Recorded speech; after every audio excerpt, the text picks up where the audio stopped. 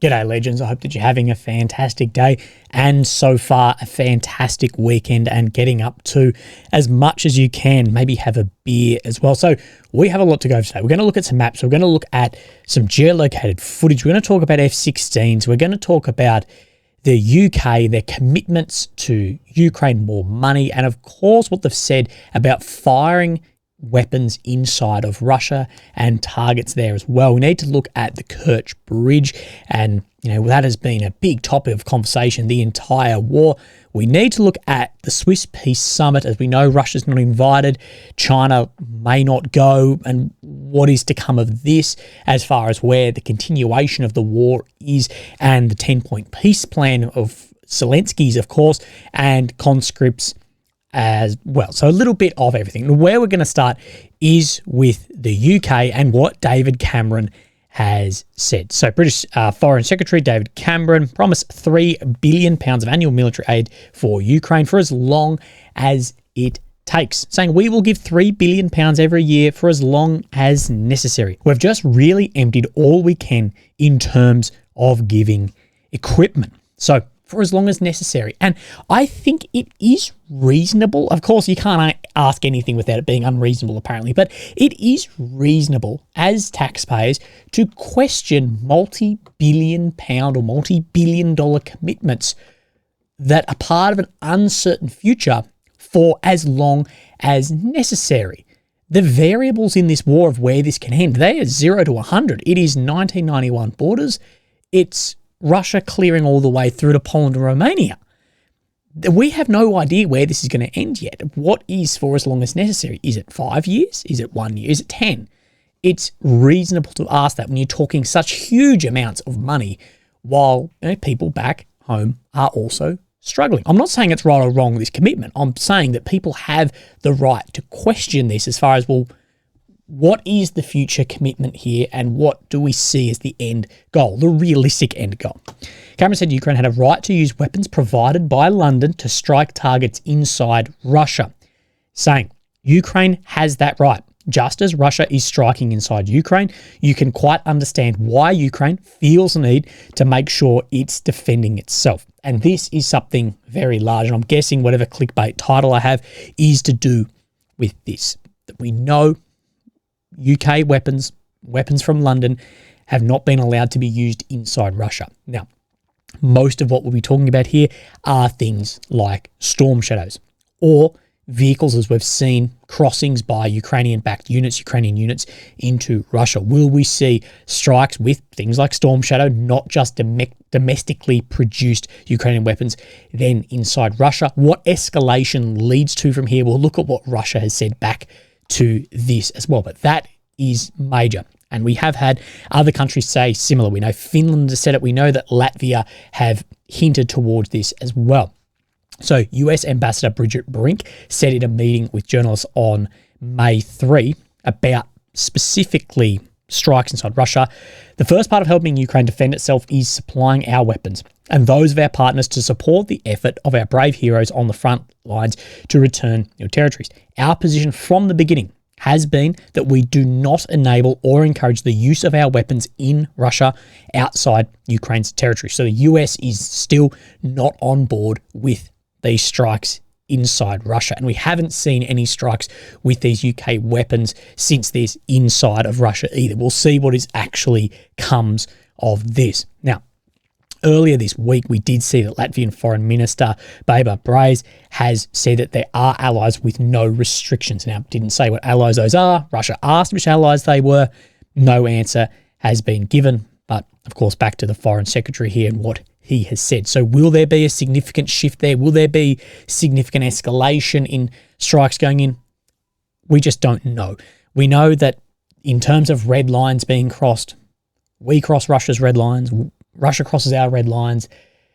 These red lines, it's sort of become like a line in the sand that people walk all across, that always the threat of nuclear weapons, but nuclear weapons have no tactical use. They have strategic use, diplomatic use for the threat. But as far as tactical use, if you're going to bloody launch one of these, you're going to just kill tens, hundreds of millions within a couple of days and everything's then over. So that's where these red lines sit. Is Russia about to target London if a Storm Shadow lands in Belgrade? Probably not. Will there be shifts? Yeah, there likely will be. So actually, let's do the next part first. So this was Russia's response to this in a direct escalation of tension around the Ukrainian conflict. This is from Dmitry Peskov. You speak about him a lot, Kremlin spokesman. Now, from the Russian Foreign Ministry, spokeswoman Maria Zakharova has said, how irresponsible and callous do you have to be not to realise what such statements lead to, especially with regard to countries with nuclear weapons.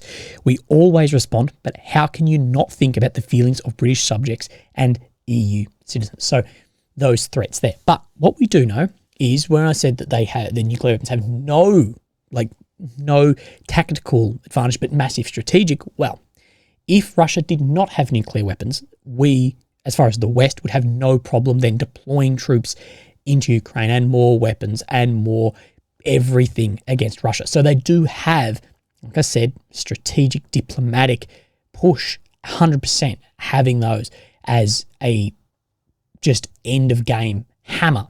But as far as movements on the front and red lines, how far does it need to go until something happens? Let's hope, for the sake of just the globe and all of us, we don't bloody find out. The Foreign Secretary also kicked off negotiations with Ukraine on a 100-year partnership. Now, I should say this is from the British Foreign Ministry's website. A new agreement that will build enduring links between our two countries across the spectrum of trade, security and defence cooperation, science, technology, education, culture and more. The UK's commitment to developing this partnership is a clear signal of its intent to build close and enduring cooperation with Ukraine, the Ukrainian people, for decades to come. So, 100-year, 1-century partnership. Like I said in the beginning, people have the right to question this when we have no idea where this war will lead and where Ukraine will be at the end of this war. Good or bad, up and down, we don't know. But like I've said before, I think these long-lasting commitments, people have the right to question and go, well, where's the commitment to finish the war somewhere, whether it's military means, diplomatic means, whatever, before we start doing 100 years. Think back 100 years and think about the breakup of the world and how different it is now. Countries that were allies are now enemies and vice versa. So all of this leads, I guess, to the peace summit that is coming in Switzerland. And of course, this peace summit is based on Zelensky's 10-point peace plan, but it only takes into account Ukrainian wishes of that, where a negotiation would start. And whether you like it or not, Russia is currently winning on the battlefield, occupies a large amount of Ukraine. Why at this point would Russia agree to these requests? I think a lot of Western strategy has been based on a Ukrainian victory through a Russian collapse, more so than a Ukrainian victory through military means, if that makes sense. Anyway, let's have a look over this and where some points are important in this. Like I said in yesterday's video, and maybe the day before as well, I think if China doesn't participate in this, it's bloody not worth having, but we will see. Russia is not among the guests. They weren't invited, but Switzerland has said that they need to be at some point. China's participation is the big question. China's ambassador said in March they're considering the possibility of participating. I'd like an update on that now that Russia's officially not coming, what China then think. Chinese Foreign Minister Wang Yi said China supports the convening of an international meeting at an appropriate time, recognised by both Russia and Ukraine. Of course, what's happening is not going to be recognised by Russia, so I'm guessing China doesn't then support it, in which all parties can participate on an equal footing and honestly discuss all peaceful solutions. John Kirby, the National Security Coordinator in America, has said this: we welcome the participation of China or any other country that would like to join to help end this war, that takes into account and respects President Zelensky's 10-point peace plan for a just peace. So that's where this is starting, is at that peace plan. We'll talk about that further. And if China is a country that wants to help work for a just peace and is ready to fully respect President Zelensky's goals and objectives and his prerogatives, then, my God, we will support that. But I would be wrong if I told you that we really saw China moving in this direction.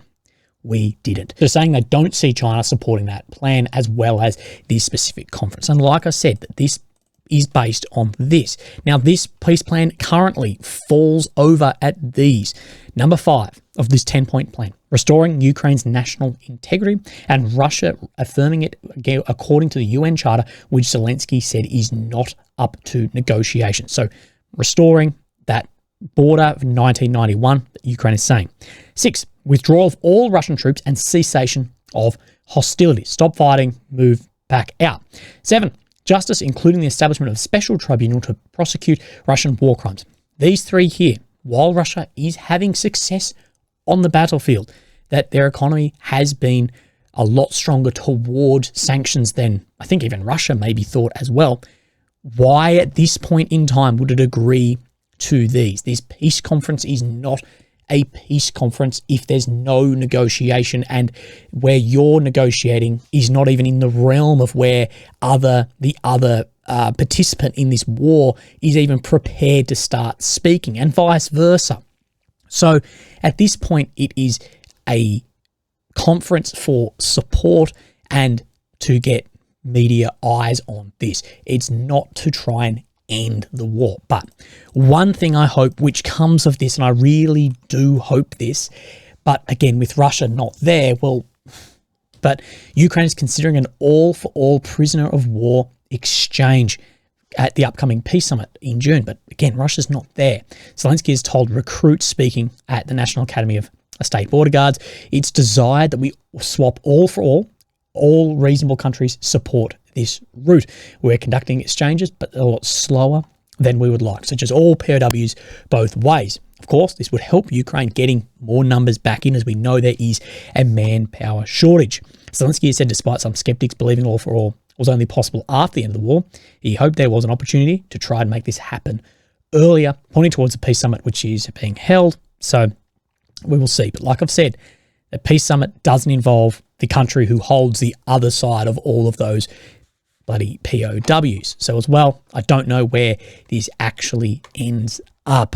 Now, let's have a look at the Kirch Bridge, and then we will have a look at the maps. So we've had this bit of footage come out here saying that this is showing the first train moving on a new part of track between Mariupol and Volnovka down in this region. So between Mariupol and Volnovka up here. So between these two. Now, why is there a carriage in front of this? Now, what I would say is if there are any partisans who have put any mines on the track, that this would set it off first before then hitting the engine of the train. That is just what I'm saying. One thing we do know is Russia is building new train lines. So we have this first one through here, but we also know there's one from Rostov, Mariupol, Berdyansk, Melitopol, and then down, I'm not sure which road, but I'm guessing this one all the way down then to Sevastopol as well. Of course, what this is doing is bypassing this Kirch bridge here, creating a land bridge into the south of Ukraine to supply into the Kherson and Zap Oblast of military support. Also, what we do know is that SBU head has said Russia is no longer using Crimean Bridge for weapon supplies after repeated strikes. Now, I've actually reached out to my lawyer friend who's been on this before, and he's going to look into some stuff and get back to me. But my question basically was, if Ukraine has said that this is now not being used for military equipment, is the bridge now still a legitimate target? I don't know. That is why I asked. Ukraine's ambassador to the UN has put this up 2 days ago.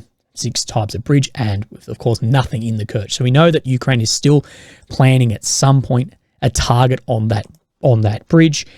Again, I question its strategic importance now with other links being built as well. Russia has known that this has been a target from day one. So how much logistical stores and supplies have been moved into areas like Crimea, assuming that that is going to be cut off?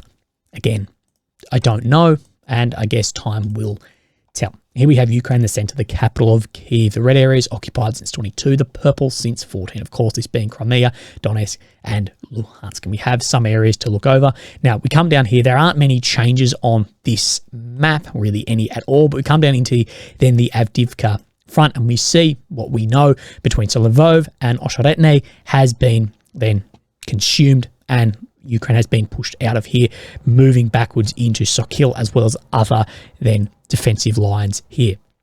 What we did assume that we would see is this close off through here.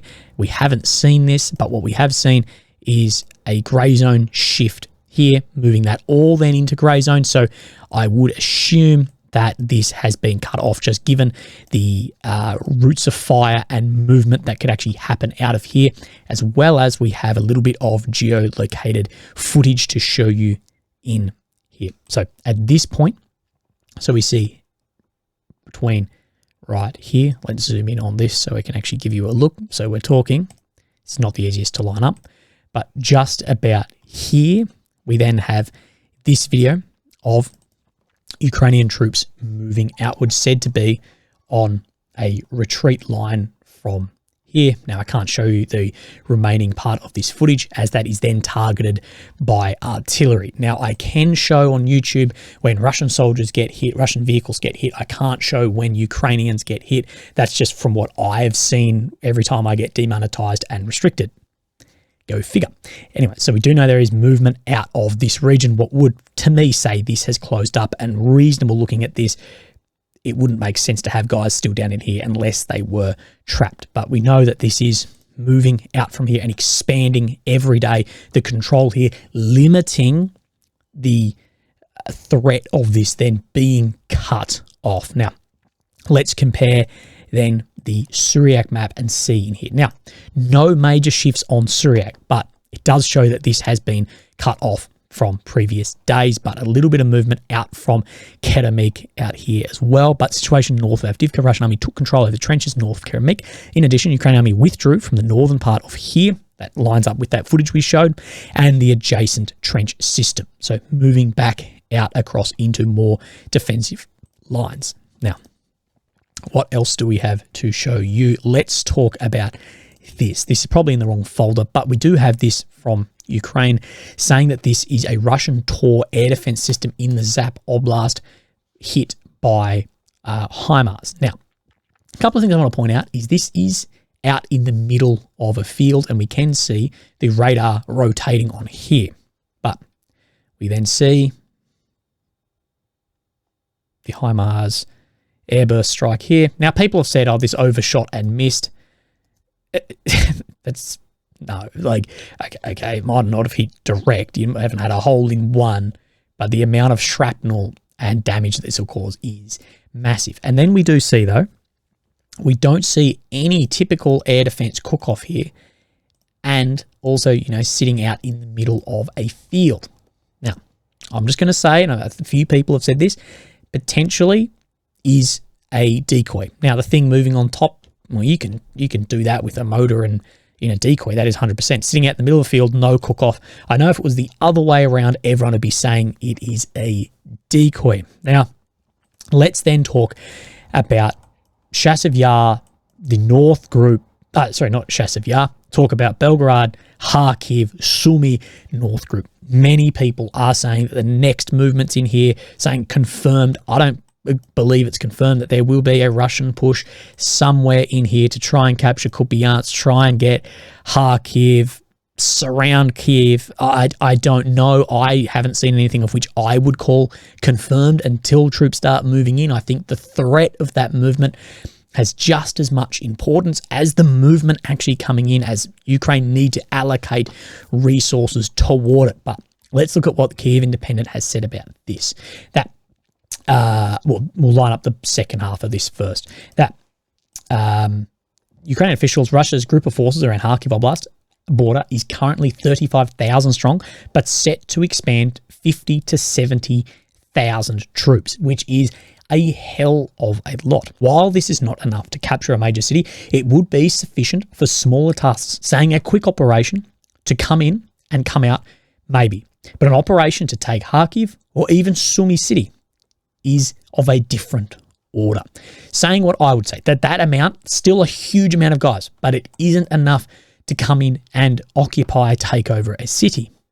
That said, is it enough to come in and surround something, not taking it over, but cutting then something off. Again, I don't know. I know way more Ukrainian bloggers are speaking about this confirmed operation of the North Group coming in than I've actually seen Russian bloggers talking about it. Now, I'll leave it up to you guys of why we see that, but I don't know. We know that in May, Ukraine has been saying this is when Russia will launch something large. I wouldn't be surprised. It would make sense in here, but that amount of troops on the battlefield would be very significant. And more so than that is the amount of troops then Ukraine would have to allocate to defense of that. We could see then a huge push somewhere down in the east in a type of deception. I don't know. But in the same thing, the military intelligence general has said that Chasiv Yar's fall is probably a matter of time. Not today or tomorrow, but of course, but all depending on our reserves and supply. So this goes against what spokesman Sarah has said, that Chasiv Yar will not fall. Now, we come down in here on Deep State Map, and you can see that there is a confirmed update just in here on the border of Chasiv Yar, where we know Russia's been trying to then achieve this break in here for an amount of time. We know that there are soldiers present down in here, but the break-in is going to be very, very difficult. We don't have yet a Syriac update to show this. Now, let's move up into this Kislivka front, where we are seeing some Russian movement over the past couple of days in here. Now, let's go between yesterday, today. We don't see any shift, but do have a Syriac update. Now, this is Kislivka. This is the other town here, showing there is more of a close-up along here. Of course, this is showing dramatically different in these fields in here. Again, it's always hard to line up exactly where these are sitting out to Tabayevka. It's close enough, but the movement in here will be very interesting because we know Kupiansk will be one of the main goals if there is a northern advancement to get from both the west and then from the south. Now Nova Myalivka, let's have a look down in here. On this map, we only see a grey zone shift because what we have had word of is that Russia is going to try and push from the south on these next areas rather than a continuation moving west. We also have this from NOAA reports showing this expansion of control just out to the north of the western edge, more so than the MOD map is showing. Now, NOAA reports map lines up almost exactly with then Syriac's map of the same area. The Russian army has been advancing here in that westwards direction. So a lot of interesting updates happening in here, and it will be very interesting to see where this goes. But as you can see, for these train lines from Mariupol, Volnovka, Mariinka, Ugledar, you can see why this link down here is incredibly important. If this was to close up, where that then leads and the expansion of control. Now, let's talk about this. It upsets me. This is in Moscow. Of course, we know for Victory Day parade on the 9th that many Western weapons are put on parade, similar to the parade that Ukraine had with all the Russian weapons down the main street. This is an Australian Bushmaster. Here, of course, people giving it the finger. I was a Bushmaster commander for a long amount of time. So let's talk about F-16s before we have a look at guys who could be conscripted from then Australia. So this was Fighter Bomber talking about F-16s. Now, this is long. You should go to his Telegram and have a look if you'd like. But, of course, not everything is so simple. Talk about fighting these. There will be a fight, and you will have to try very hard to beat the F-16 dry. It is unlikely that the little Russian will go to fight them with us on equal terms. Rather, we will analyze the situation, look for single targets at sea, bombers without cover, helicopters, and again, use ambush tactics. So Ukraine using the same tactics we've seen to take down other aircraft, A-50s, TU aircraft, and put those into place. Then if he plans to work then by air, as with the Patriots, the Crest will fire packs of missiles towards a target without illuminating the target in hope that the active head of the missile will catch the target with some minimal probability. So firing them in that direction without illuminating the target first, hoping the head of it will see then hit the target, so you don't have that amount of time of knowing that you are being laid in the air. AWACS can provide full support for air combat only in areas bordering Kiev and Odessa regions. Well over the sea, the farther away from helpers are from the bombers. The worse and worse the help will be. Now, he brings up something very, very important in here. Fighter aircraft Modern fighter aircraft, not completely reliant, but having AWACS in the air, airborne early warning and communication systems, is incredibly vital to get the full nature of what that craft can do. Now, what we do know is these systems do have a very long range, but we're not giving Ukraine AWACS systems. So, of course, from Poland, Slovakia, down Romania, out through part of the international in the Black Sea, that the AWACS will be able to, already flying and supplying Ukraine a massive amount of information, but for a few hundred Ks in here, will be able to give support for this. Now, of course, this is going to cover a lot of Crimea as well, further supporting those weapon systems aboard those planes. That said, if these planes are out in Rostov region, out here, the amount of AWACS support is going to be none or very limited, reducing the effectiveness of these aircraft. We've spoken at length about this. What we think these aircraft will have the most effect on is out over the Black Sea, hitting areas in Crimea, maybe some planes over the Sea of Azov, but as far as operating out over like the Kharkiv, Luhansk Oblast, will be probably very limited in that air-to-ground capability. There is an opinion that at the beginning of their appearance, they will be used exclusively against air defense and ground targets. This is obvious with those HARM missiles, because the F-16 can use air to radar, so and air-to-ground missiles much more effectively than Su-24 and MiG-29, to which the Crest attached the missiles with tape. I don't know if they were exactly taped on, but you get what he means, that these are a much more connected system to go in to try and take out air defense. But to work in that combined arms roll out over frontline areas, I think it's going to need to be more pushed back, but it will be very, very interesting to see exactly the effect these planes have. That said, I think these planes, if they don't live up to the expectation, and the expectation, think of the expectation for the Abrams, the Leopards, the Charlies, how high that was and how hard that fell in then the counteroffensive. These planes being built up 10 times that. If there is a failure, I think so much of the future next 12 months has really had their hat hung on the performance of these aircraft. And if they don't perform, what else is coming? It's not like whilst we've been training the pilots on these, well, at least it's not public, we've been training pilots on Apaches or Tigers as well, hoping for something new to come in. I think it'll be very interesting. I think in the beginning, we will see a huge effect of these planes. We'll see for the first few weeks, but like other systems, like the Attackams, like the Excaliburs, like many systems, you'll have maybe 6-8 weeks of big effect, and then Russia will learn and adapt, and the effectiveness of that will start dropping.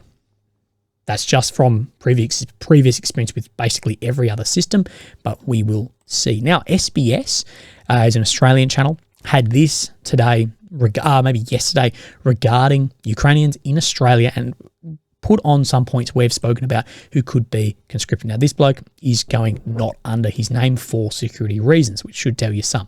He and his mother, Nina, fled Ukraine 3 days after Russia launched its full-scale invasion, shortly after his 16th birthday.